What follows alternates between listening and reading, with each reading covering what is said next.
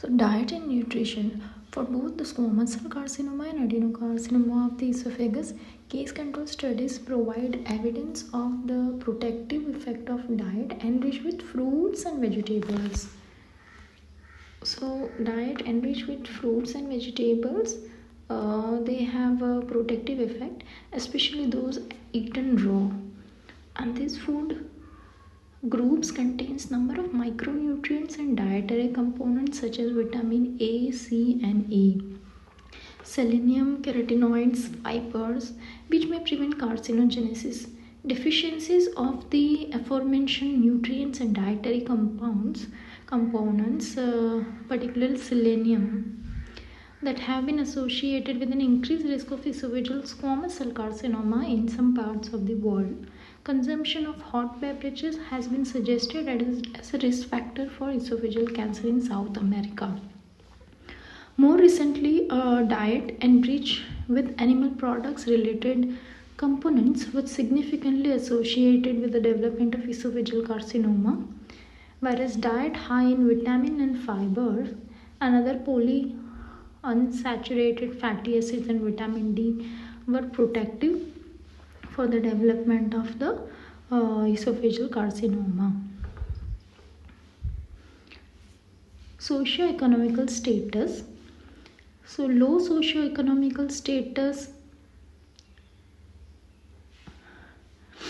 defined by income, education, occupation is associated with an increased risk of esophageal squamous cell carcinoma and to a lesser degree for adenocarcinoma. In United States, it is estimated that 39% and 69% of the squamous cell carcinoma of the esophagus in Caucasian men and African American men, respectively, they are related to low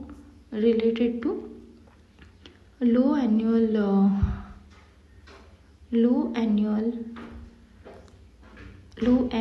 income, and a number of occupational and industrial hazards including exposure to perchloroethylene, dry cleaners, metal polishers, combustion product, fossil fuels like chimney sweeps, printers, gas station attendants, and metal workers, silica, metal dust, asbestos, as well as viral exposure via meat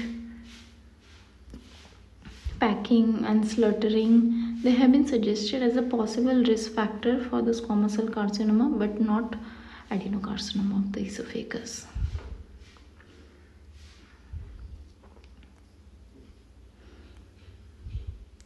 Obesity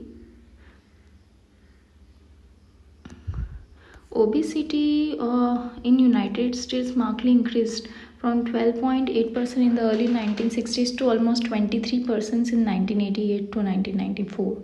And this upward trend parallels seen in the incidence rate of esophageal adenocarcinoma.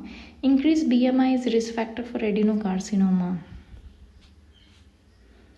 of esophagus. Individuals with the highest BMI have up to 7-fold increased risk of esophageal cancer than those with low BMI, and mechanism by which obesity contributes to an increased risk of esophageal adenocarcinoma is uncertain. Although the linkage between obesity and GERD, that is the chief but not sole factor, and recent reports suggest that the presence of abdominal or intra-abdominal central obesity rather than BMI itself increase the risk of Barrett's esophagus and subsequently esophageal adenocarcinoma.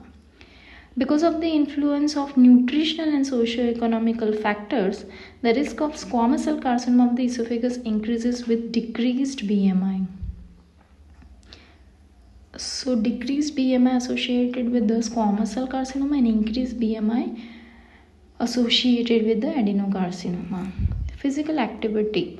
The link between leisure time, physical activity and reduced risk of cancer have been examined for many cancer types. In a pooled analysis of prospective cohort studies, high level of physical activity were associated with marked reduction in the esophageal carcinoma, whereas no such effect was noted for esophageal squamous cell carcinoma. Two prior meta-analyses also demonstrated that individuals classified as most active had a reduced risk of esophageal adenocarcinoma when compared to those deemed least active. GERD, gastroesophageal reflux disease, is implicated as one of the strongest risk factors for development of adenocarcinoma, and chronic reflux associated with the Barrett's esophagus, and pre-malignant precursor of the esophageal adenocarcinoma. Population-based case control studies that examine the relationship between symptomatic reflux and risk of adenocarcinoma have demonstrated that increased frequency, severity, chronicity of reflux symptoms are associated with 2 to 16-fold increased risk of adenocarcinoma regardless of the presence of Barrett's esophagus. Trends in incidence rates of GERD during the past 3 decades parallel the time trends of increased incidence of adenocarcinoma in the US. H. pylori infection, particularly CAG-A strains, is inversely associated with the risk of adenocarcinoma, and the mechanism of action is unclear.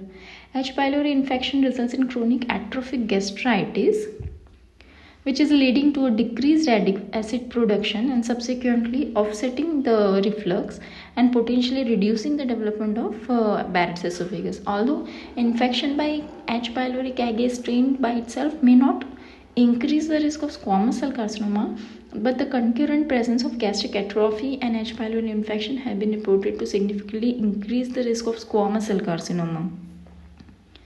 All atrophic gastritis may promote bacterial overgrowth and leading to intragastric nitrosation with the production of nitrosamines and increasing the risk of esophageal squamous cell carcinoma.